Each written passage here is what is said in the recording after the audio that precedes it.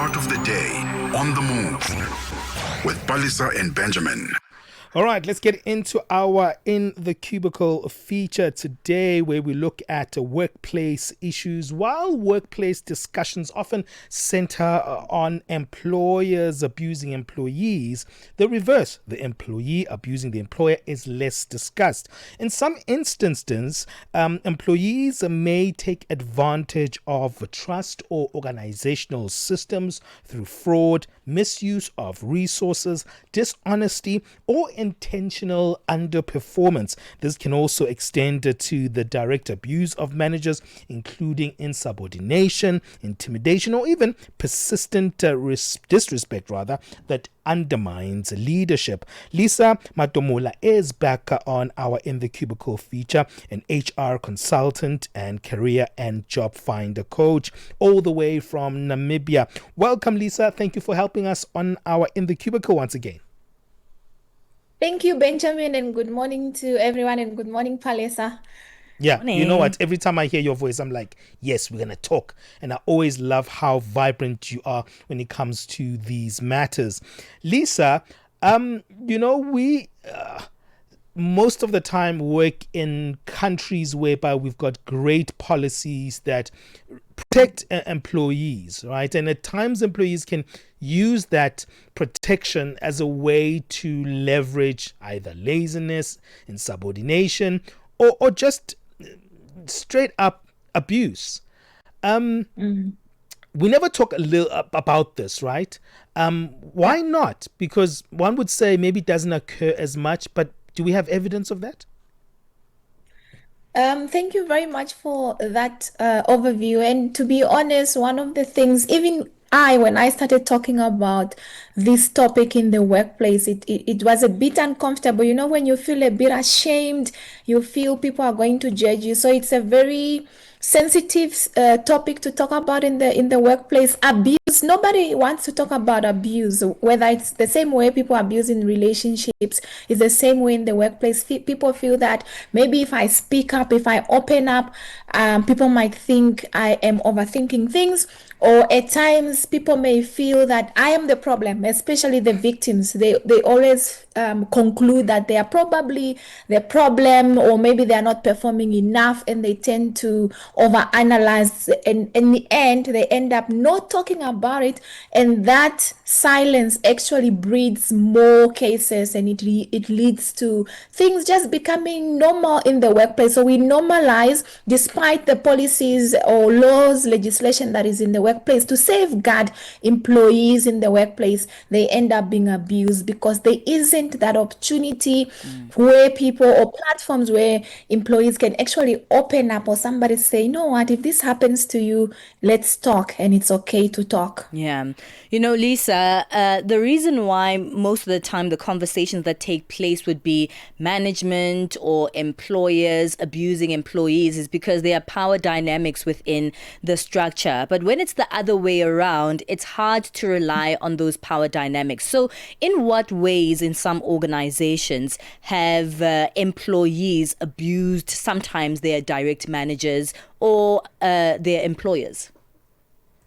Thank you very much, Palesa. And whenever I talk about corporate bullying, people often think it's one-sided and they only look at the one factor of the management. But it does happen from employees. We call it bottom up, when junior or those in lower levels abuse those in supervisory or anyone in senior. And they do this by either gossiping about the managers. Suppose somebody was recruited, they were hired, or they were promoted, so they will start spreading rumors about this manager. They discredit their competency, so they will often label them as incompetent. They think that they don't know what they're doing.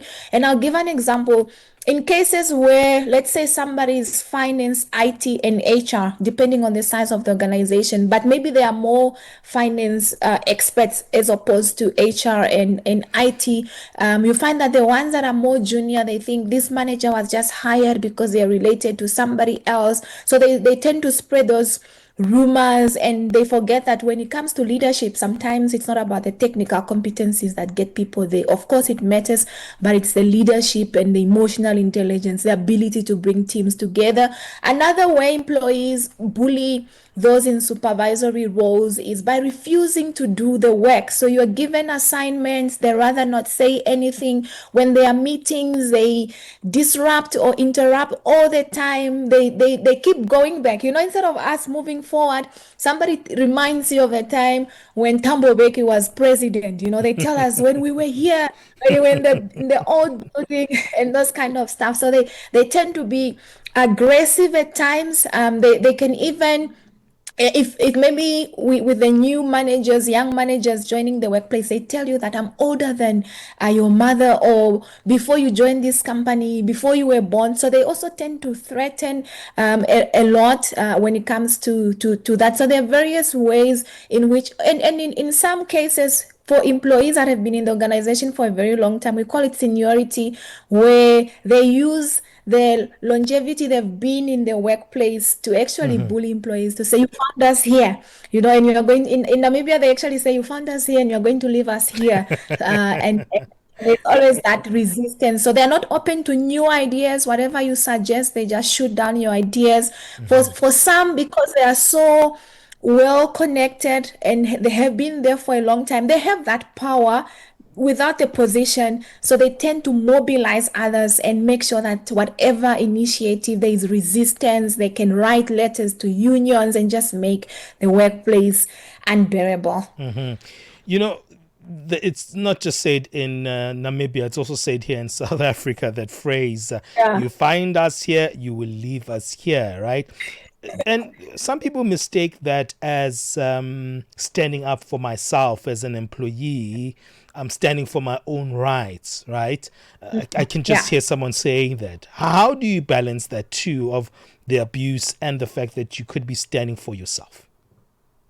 Thank you very much. And maybe what I can also add on is that the bottom-up bullying happens at a very lower percentage. Statistics estimate about 6%, and that is because the policies actually come into play, whether it's the labor law or the HR policies. So when employees tend to do that, managers can easily lodge a grievance, and there can be a disciplinary hearing. There's insubordination that can take place. So there are measures in place that can safeguard the managers, but also for employees. If you're not happy about something, there are platforms, there are channels, there are ways in which you can also, as an employee, if you're not happy about something, you can also lodge a grievance. Grievance is not just one-sided. It can be from both parties, whether it's the employer, the employee, or the supervisor, or the subordinate. So it's also important for employees to familiarize themselves with the processes and procedures, because at the end of the day, I often say that there's only one king and queen in the workplace, and that is the boss.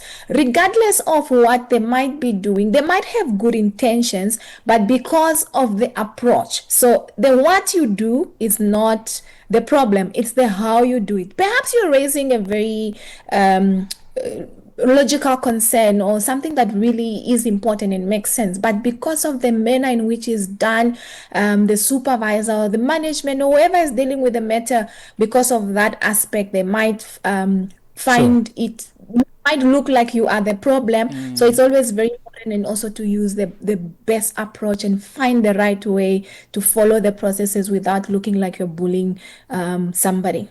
All right, Lisa, we're going to take a break. Stay with us on the line. We'll continue speaking about the abuse of management and employers in institutions after the break. 6 decades of rhythm, resonance, and relevance. We are Channel Africa, the African perspective. Late night with African stories that matter.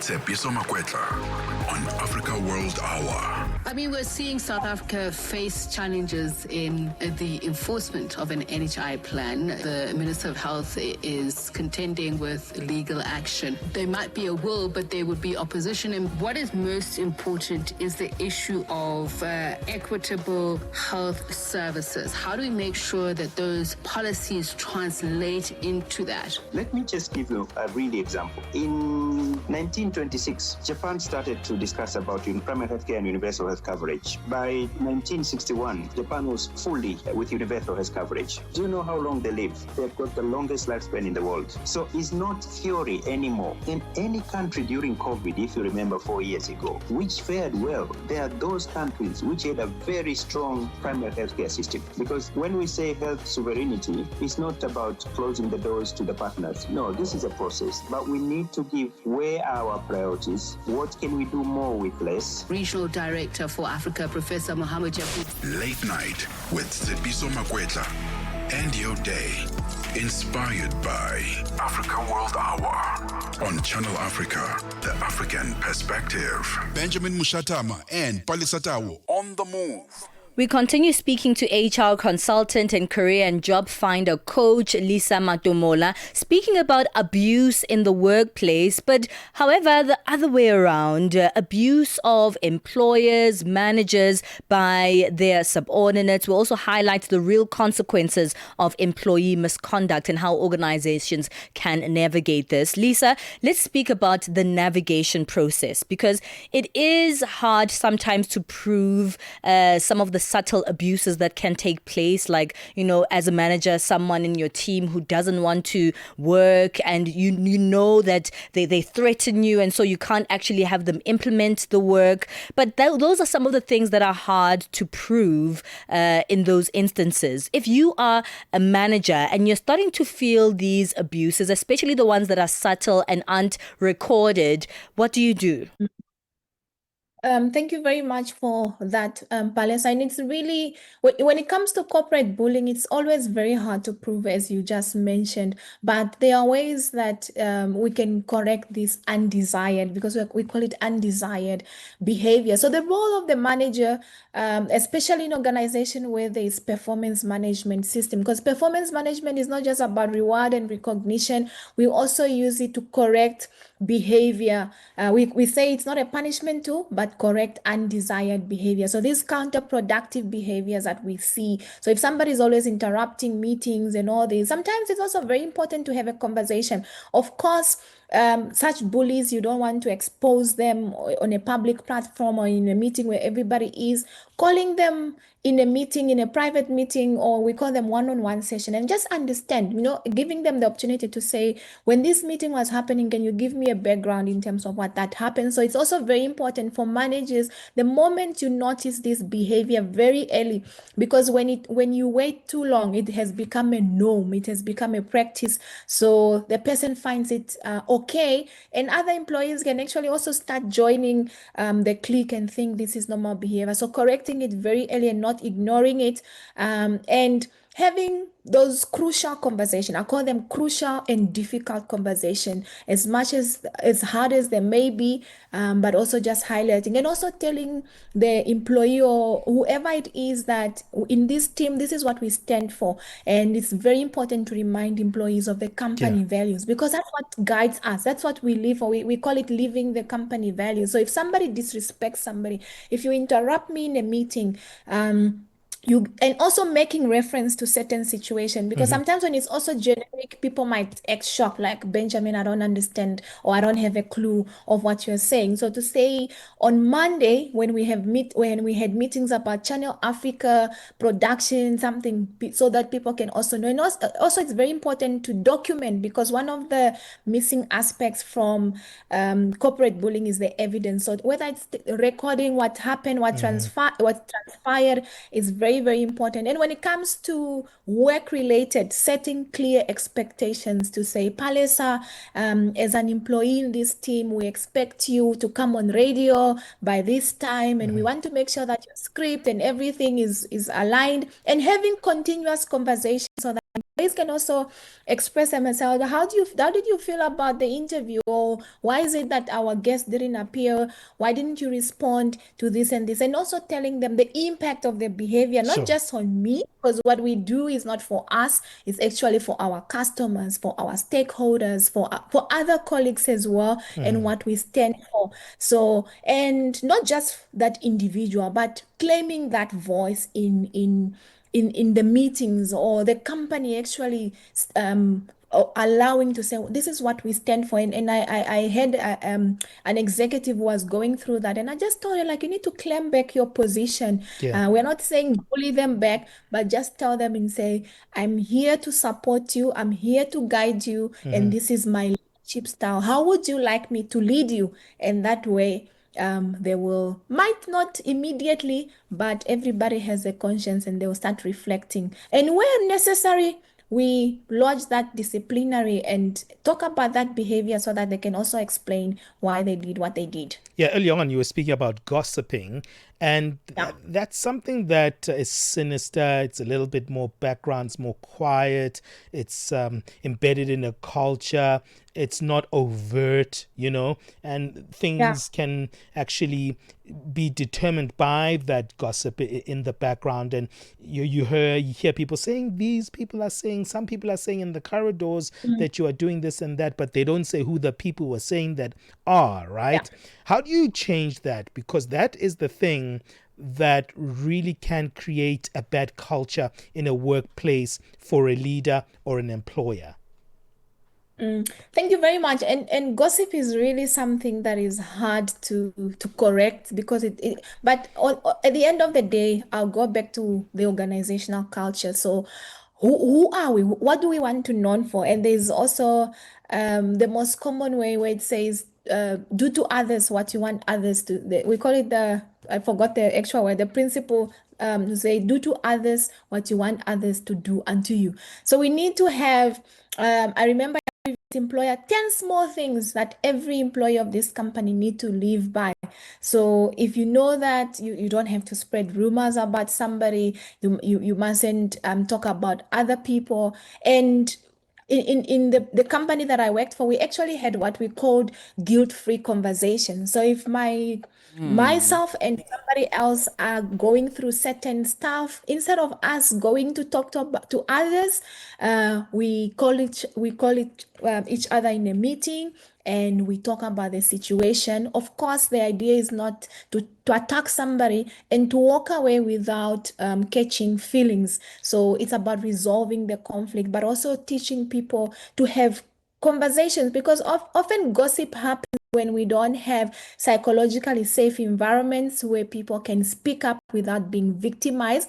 So for managers, if and because some people are also gossiping you, it's also very important to take cognizance of the fact that if somebody is coming to tell me what somebody said about me, what did they say? So that is also something that, like, why are you coming to tell me? Because the other people can also start to build ally. Everybody has an agenda in the workplace. So also remaining neutral and just investigating how things are. At the end of the day, the company culture, we need to really be vocal. Culture is the way we do things every day. And they say culture is the vibe, the tone at the top and the vibe at the bottom. So what happened in management, it's experience at employee level. So we want to make sure that that leadership message comes across. And when certain things happen, the one challenge I can highlight, Benjamin, is that sometimes these behaviors, but nothing is being done. So when we also start, I don't want to say penalizing people, but correcting them,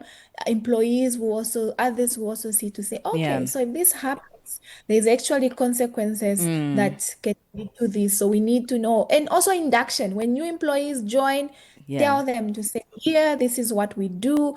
These are the do's and the don'ts. So the code of ethics is All right. very important in the workplace. Lisa, we'll have to leave it there. Thank you so much. It's always a pleasure to unpack these conversations with you. Really quickly, where can we find you? You can find. Thank you for the discussion. You can find me on LinkedIn, Lisa Matomola. I am on X, Twitter. I am also on TikTok. I actually had series on the topic, all three different levels of bullying. I'm on Instagram as well and Facebook, but for those who like TikTok, I do videos on workplace issues on TikTok. All right, Lisa, thank you so much for giving us your time. And it's always good to have you on the show. And yeah, you know what? It's a interesting one, this one, because we think the power dynamics are always on the leadership, right? That was Lisa Matomola, who's an HR consultant and career and job finder coach based in Nambibia, South Africa. Stay in touch. You can give us your commentary on those live streams. Remember, we are live on our Facebook page, Channel Africa, and also on the YouTube page at Channel Africa 1. Hey, let's move on. It's 10:31 Central African time. It's time for sports.